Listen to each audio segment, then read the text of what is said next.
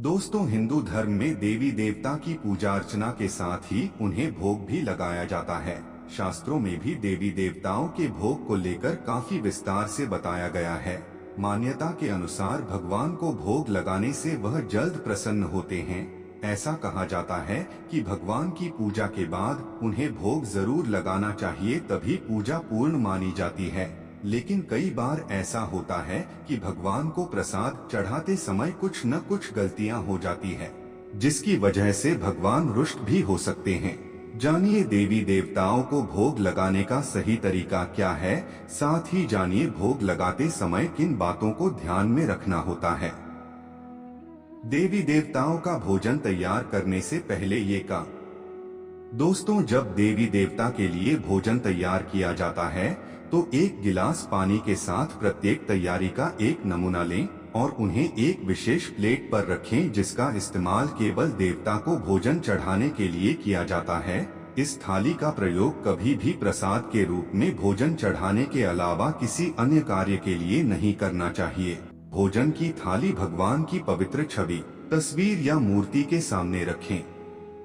कभी भी भगवान को झूठा भोग न लगाएं।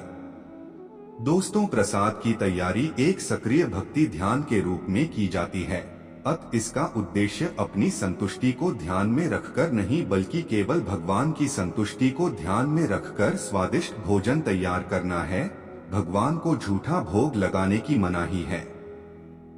बड़े बुजुर्ग हमेशा यही शिक्षा देते आए हैं कि भगवान को भोग लगाने से पहले भोजन में मिलावट नहीं करनी चाहिए। इसलिए कहा जाता है कि जिस चीज को भोग लगाना हो उसे पहले निकालकर अलग रख लेना चाहिए।